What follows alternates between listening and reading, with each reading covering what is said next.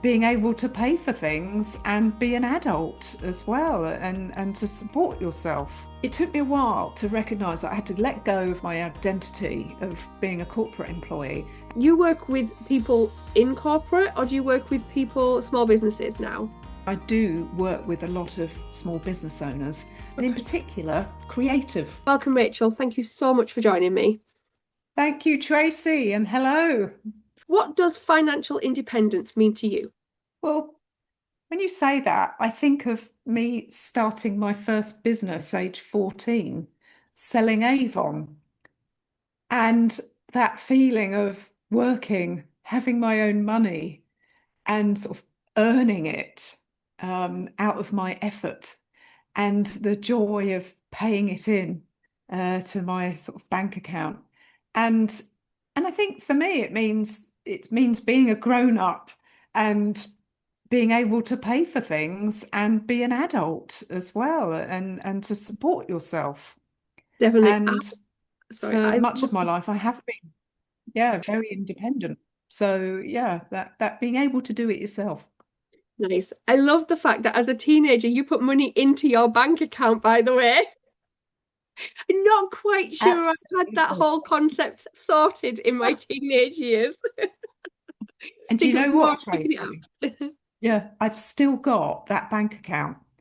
It's got, talking about emotions, but it's got a significance for me that, there's nothing in it, but it's still there because, Oh, yeah, that's nice. yeah. So from being so my mum sold Avon, by the way, when I was a child, so it's like it's a whole good thing to for remembrance of stuff. But what was your journey then? Because obviously you don't sell Avon anymore, so kind of what was your journey to where you are now? So I went to university, and I worked while I was studying, um, which I sort of had to, but the experience that I got while working really did pay off when it came to getting a job after university. And my background is in consumer media and sales. I worked for Express newspapers selling advertising space, which was very high pressure, but working in a team, and we had goals. We had about 5 goals a week of pages that we had to fill with adverts. And I did love that. It was very exciting. And then when I'd sort of finished there, I'd had enough of that. I wanted to get into fashion, was told, oh, you've got no experience, you won't get into fashion, but absolutely loved defying the recruitment agent to get a job working for BBC Close Show Live. Oh, And that nice. was the live event, which I think may still be going at the NEC in Birmingham in the UK. And it was selling the floor space to fashion and beauty brands for them to have a stand it was the largest consumer fashion and beauty event in the world at the time. Loved that, got promoted, was sales manager, then was selling sponsorship. And I got invited to a leadership and management training program where I was introduced to coaching and also something called NLP, neuro linguistic programming. Loved it because I'd always been interested in personal development and was told I was good at it. The trainer told my MD, and it sowed the seed, or so I thought, of wanting my own business and to do something else. But I remember looking back at a course that I did while I was still at uni, which was around careers, and I'd written down age 21 that I wanted my own business, that I wanted to be helping people, giving them advice, so such, and sort of very independent. And so back then, I'd kind of visioned what I do now. And I shortly left the sort of corporate world, if you like, because I felt I'd learned everything that I could. Okay. And I trained professionally in coaching skills, in brain-based coaching skills, as it was then, and also did a professional qualification in NLP and started my business 21 years ago now. It And what a roller coaster ride, as is. most business owners will know, and people Yeah. working for themselves, it's been. But when I look back, I can connect the dots. And even as a teenager, friends' parents were sort of opening up to me. Now, I don't give us advice as a coach. I can as a trainer, but it's amazing that yeah, what I wanted, I do. That's lovely. I love manifestation. And I love the difference, by the way, because I class myself as a mentor rather than a coach, just because my advice monster is way too big to keep it in a box somewhere. It doesn't, and plus I attract people who generally come for direction rather than like the inner thing of improvement inside. It's an improvement in the business. So I love that differentiation that you've just said. You can't give advice as a coach, but you can as a trainer. And I think there's a lot of people don't actually realize that there's that difference between like the two, even the two words. There's very different, isn't there? But yeah, I love the manifestation. I went to a mastermind at the beginning of the year, and I'd understand about strategic partnerships. Like we talk about them all the time. But you know, when somebody says something just that little bit differently, and it suddenly goes, oh, that's what I want. And I'd written, because it was in January, I'd written 2026, the year I'd like to do events with like-minded people that I actually like, with an exclamation mark. That's it. That was my whole thing. And I woke up the next morning, so that was Saturday morning, Sunday morning, I woke up to a text message that actually said to me, Trace, I've had this business idea going round and round in my head for ages. He said, and what I've actually realised, if I don't ask you, it's never going to happen. He said, but if I ask you, it's the worst. What's the worst you can say? The worst you can say is no. And he said, would you like to do something together? And I was like, have I manifested that in like 24 hours? So it's kind of like, I think it is, we kind of know, don't we? Once we write it in paper, that it kind of helps to come alive. Absolutely, and I can help explain how that works from a neuroscience point of view in our brain is and something that I learned from NLP is that you get what you focus on. And we've got something in the brain called a reticular activating system, which helps us because, we're bombarded with, loads of things all the time. And our brain basically inhibits most of what, we see around us, hear, we know that. Otherwise, we wouldn't function very well if it didn't do that. And so by you laser focusing on what you want, then more likely to recognize the opportunities that fit in with the command that you've given your brain. So yeah, it definitely works. The brain, responds to commands, and there is, science behind that, and how that works. And I've just gone into a tiny bit there. Oh yeah, no, there's a lot, isn't there? But yeah, it is, and it's kind of like we say, don't we? We write your goals down because it makes them happen. 73%, I think it is more likely to happen if you write your goals down, or you focus on what we focus on, we get. So when you made the shift Mhm. from corporate to like a small business, like I've never been in corporate at all. So like can you explain to anybody who's sat in corporate and they're kind of wondering whether small business would be for them, what advice would you give them? What would you say is the biggest difference? Okay. And funny enough, I've written about this in my book, The Brighter Thinking Coach, because it was a shock when I sort of, yeah, was suddenly on my own at home, starting my business, all excited, all motivated. And then suddenly it was like, oh, I didn't feel as motivated and I don't feel like me. And I wasn't sure what was going on.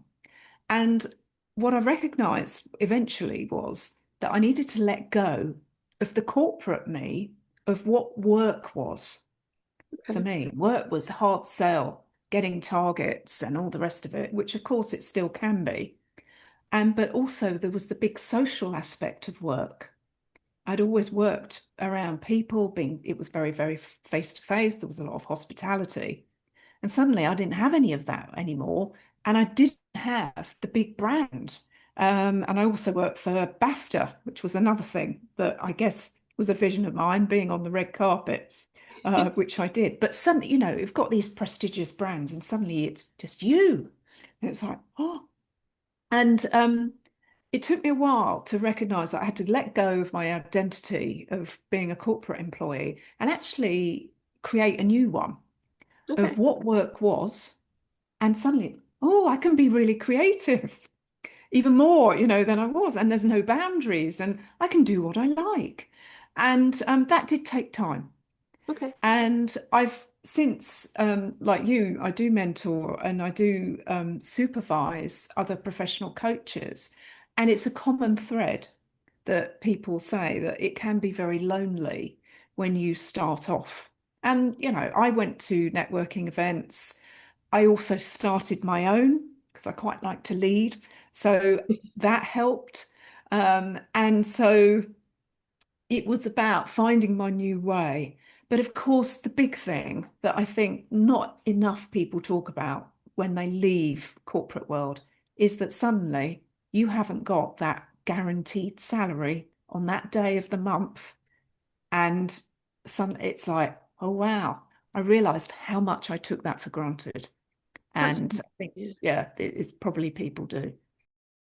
Are you working harder than ever, but feeling like you're getting nowhere? You're not alone. Most business owners I speak to feel trapped in their own success, working 60 hours plus a week, missing family time, and honestly, they're not even sure why they feel so stuck. They just know something needs to change. If this sounds familiar, I've created a quick quiz to help you find out why you feel stuck in your business. It takes only 2 minutes and I give you clarity on exactly what's keeping you trapped and, more importantly, how to break free. The link's in the description, so why not take it now? That's really interesting because, like, as I say, I've never been in corporate, but I did go from a salaried position in an electrical contractors to being self-employed. And I did it as a single parent. So like literally the risk that, it was always, it's not just the roof over my head I was risking, it was the roof over my daughter's. And I think that gave me drive to ensure it worked.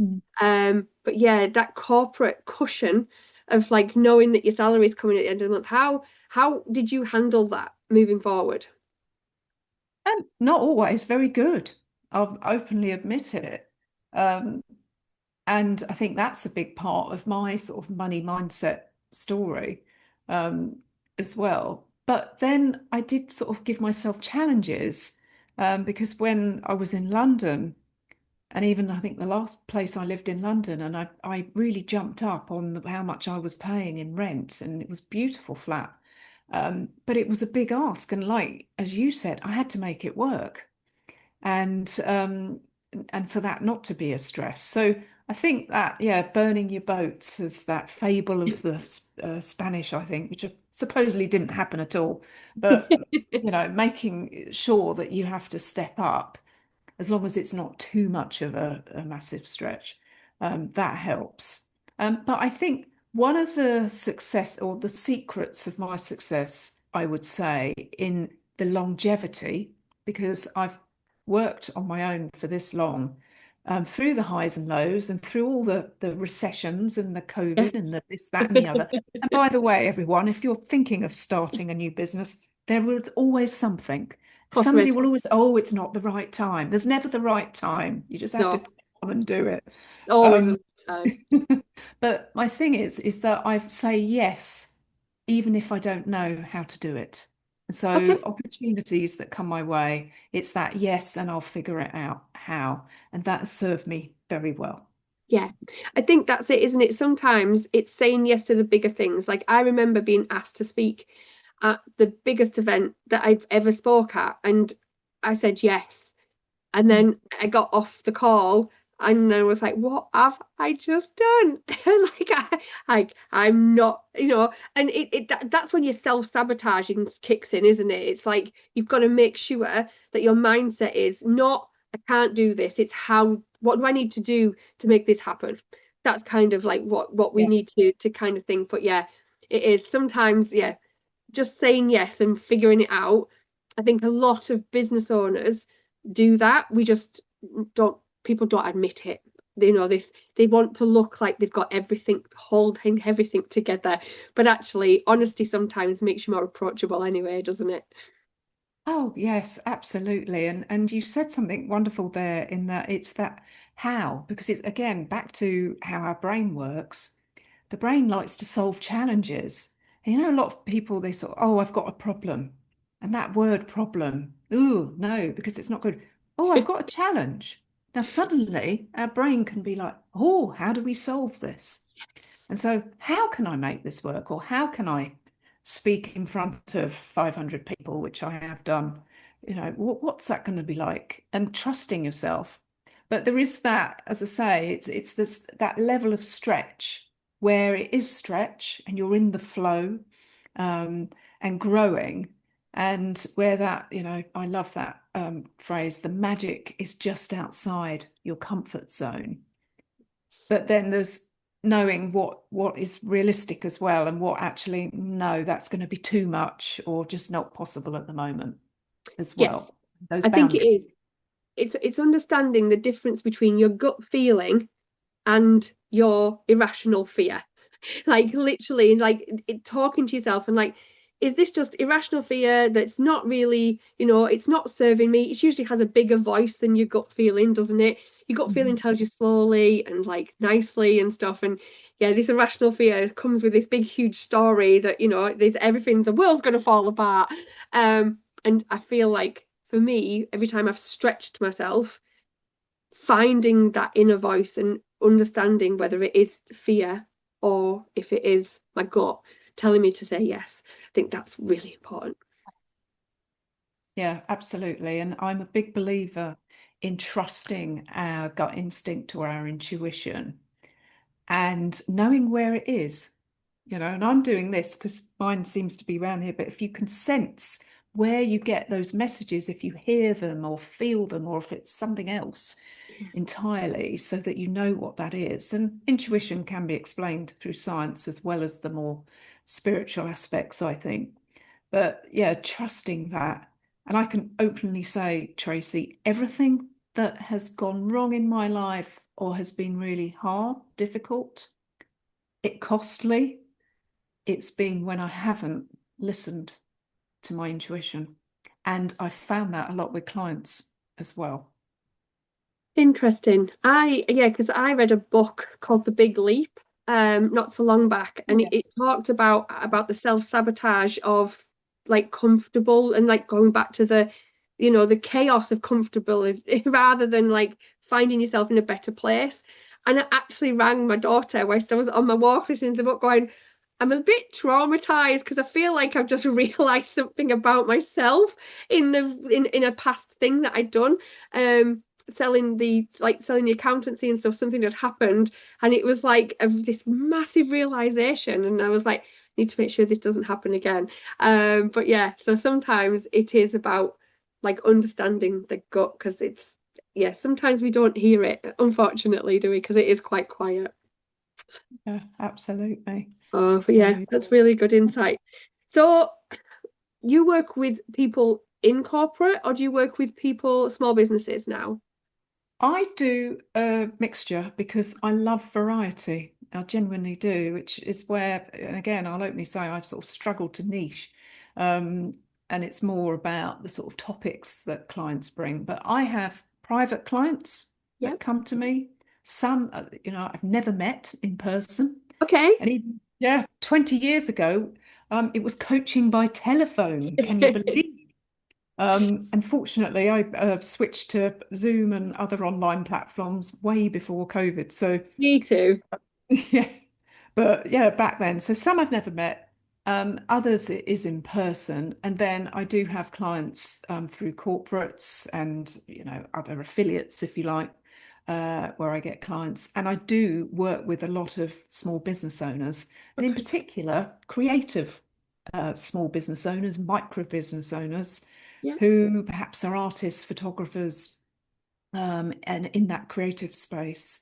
And it could be around helping them be more focused, get their goals, prioritize, learn about how the brain can help them get things done faster and with zero stress, as well. So, sort of just helping them in that space. But also, I work with clients where they could be at a crossroads in their life.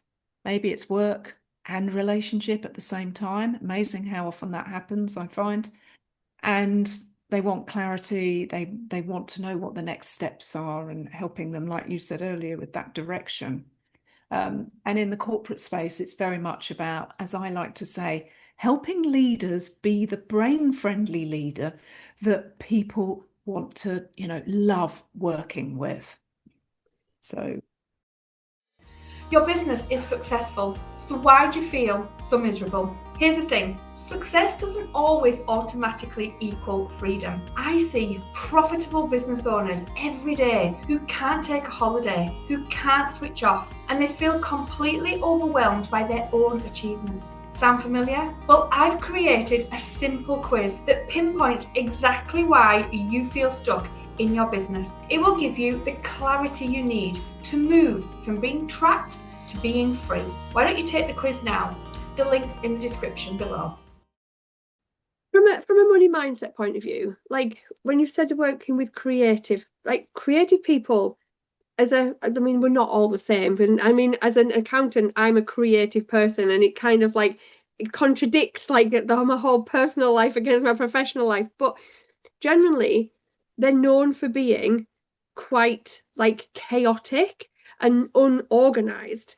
And I wonder that doesn't help them with their money mindset and things, because their left brain, kind of like is doing the work for them. Like, do you find that as well when you're working with creative people? yes, and it's amazing, I think, how often, and not just creative people, because I've seen this with other coaches as well. Because something else, when, we're working for ourselves, we have to get the money in. We have to send an invoice.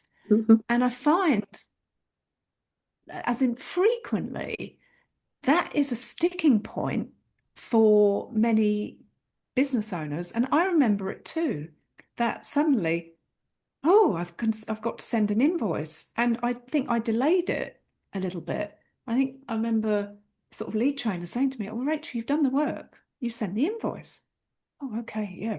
And I've seen that so often, that people can be doing, well, work for a company or, a client for 3 months or more and never sending an invoice.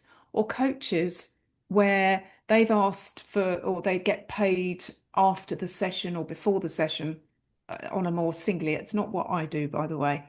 And they'll still do the session even though they've got the payment. Yes. So I'm always thinking, what's that saying about your money mindset? Self-worth. That's about self-worth. Yeah. A lot. Yeah. And I'm not going to say I'm brilliant in this, but I set my business up to not happen. So my clients pay me a monthly fee on the first of every month, and it works really well because Stripe take the payment, and it works really well until somebody doesn't pay. And I am going to admit that phone call is so uncomfortable for me. So uncomfortable. And I usually use it saying, look, I've set the business up like this because this is uncomfortable for me. So I don't want to ask you for money. I expect to be paid. And it's kind of like so many business owners, though, like you say, oh, you've done the work.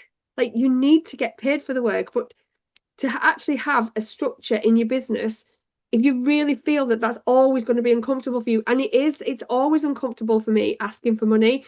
Once the accountant business was up and running, absolutely fine. I had people doing that. I never had to ask for money. It was so easy. But now I'm back to being me. I had to find a way to ensure that I didn't not ask for the money. And it was really difficult. And yeah, if anyone is in that, stop charging per session. Find retainer clients that can pay you, because when you've done the work, that self-worth thing, that negative thing that says, what if they don't pay? Well, they're not paying already. It's got to be addressed, doesn't it? Yeah. And I think it's a rite of passage for when you start your own business, that you go through this and you learn. And I get paid in advance, and sort of do it that way. Or people can pay me by installments. But I honestly think it's about taking the emotion out and just being very factual on the emails, and being very separate.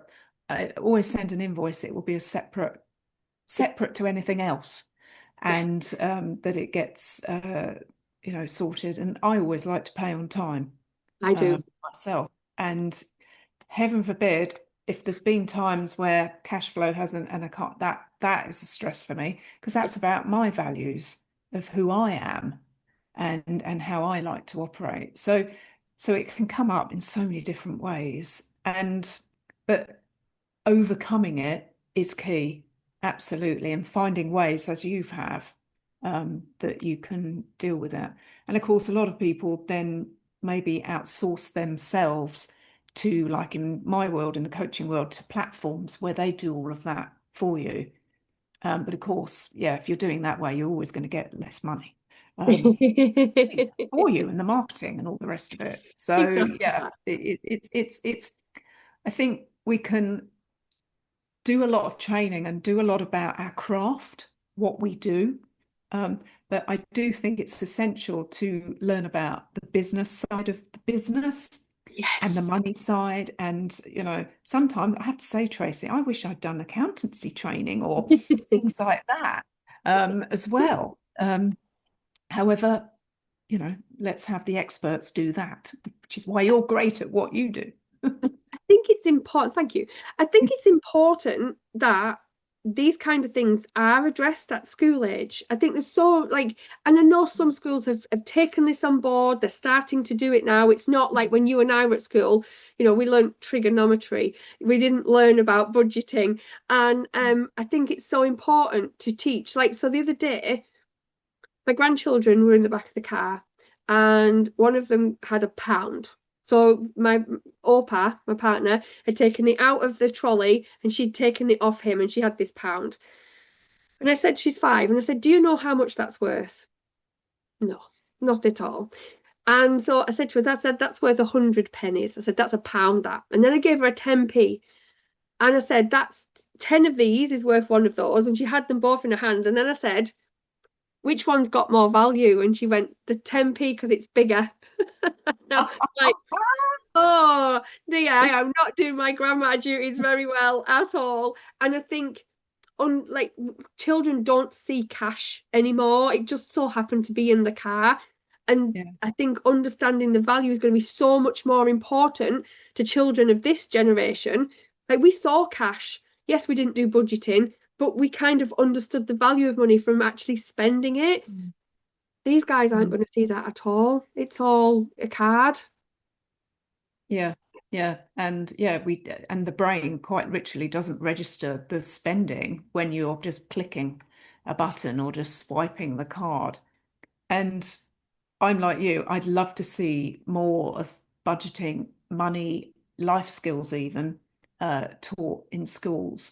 And I remember, and I can still remember, my maths lesson with Miss Pike, as she was called, as a teenager in secondary school, where we did currency. And I loved that because I could relate to it, because I was fortunate that I was taken across to Europe camping. Yes. And so currency was very real, and I could, it made sense to me. And I think the more we can help people and children, use and learn about money and other things in a way that's going to be relevant for them as they live their life, not these abstract concepts. No, definitely.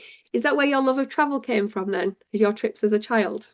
Yes, I think so. How old was I? About 7 or 8. And when I went across to Europe, and you're right, actually, because we didn't know where we were going. Both my parents were in secondary school teachers, so we're very lucky to have those big long holidays in August. And we went across, I think, for about 3.5 weeks.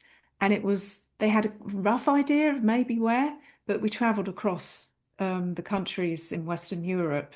And I do really value, and I'm so grateful for those opportunities, because I got to see so much that I wouldn't have seen, especially even if I was on a plane. Yes. And I'm very comfortable not knowing what's going to happen, where I'm going to end up. And a couple of years ago, I became a digital nomad, and lived in Turkey and Bulgaria, Gibraltar, out of a suitcase, and even sharing a suitcase with my fiance. We didn't even take one each. But I have to say, Wow. though, after a year, I was sick of the Please tell club. me you had more room than he did in that suitcase, though. Maybe I did have a bit more, Yeah. and I had my Pilates mat with me. I still can't believe I took that all everywhere as well. So yeah, but yeah, so I'm quite happy with that. I do love staying in hotels where there's nothing there, no clutter and distractions. No distractions. That's what I would really like about a hotel. So which was your favourite part? Where was your favourite place where you visited in your travels? Oh, that's so hard to say because I think it can depend on how you feel at the time and what you're looking for. But I was very impressed with Sofia, which is the capital of Bulgaria. And who knew it's got the world's fourth fastest Wi-Fi? Wow. Who knew? Didn't know that. Yeah. That's really And interesting. yeah, and it really is. It's so much faster than the UK.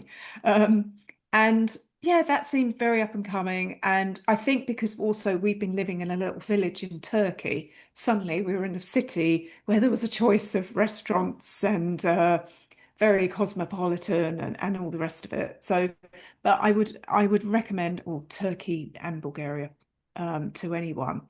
And we actually got a train from Turkey into Bulgaria overnight, which was an adventure.